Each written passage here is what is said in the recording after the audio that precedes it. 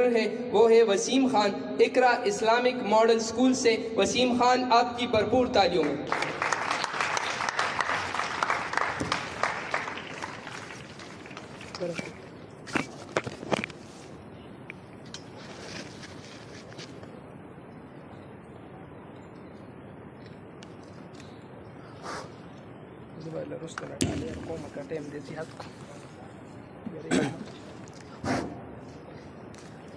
بسم اللہ الرحمن الرحیم۔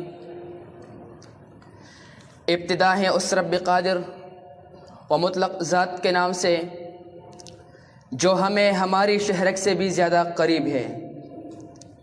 جناب صدر محفل، معلمین ذی وقار اور عزیز طلبہ و طالبات، آج مجھے ارباب علم و فکر کے سامنے جس محبار موضوع پر لبوں کو ترک کرنے کا موقع ملا ہے وہ ہے مسلمان مغلوب کیوں۔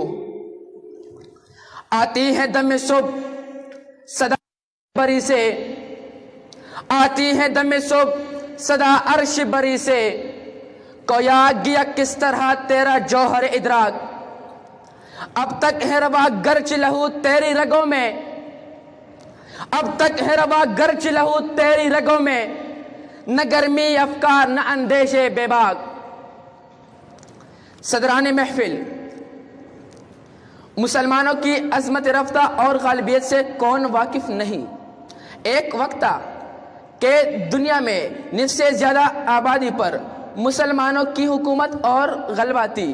عزت و وقار سے سرخروش زندگی سے فیض یافتہ، اتفاق و اتحاد، ہمت و بہادری، ایمانداری، ہم آہنگی، یکجہتی، عدل و انصاف کے اوصاف سے متصف تھے۔ تعصب، اناد، گروہ بندی، بے ایمانی، بے انصافی، بے اتفاقی، بے راہ روی، لا دینی کی کوئی گنجائش نہ تھی۔ پورا مسلم معاشرہ اتفاق و اتحاد، عدل و انصاف اور دینداری کا حسین سنگم تھا۔ قرآن و سنت پر عمل تھا، گناہوں سے دوری تھی، ایک دین، ایک اللہ اور ایک رسول کے ماننے والے تھے۔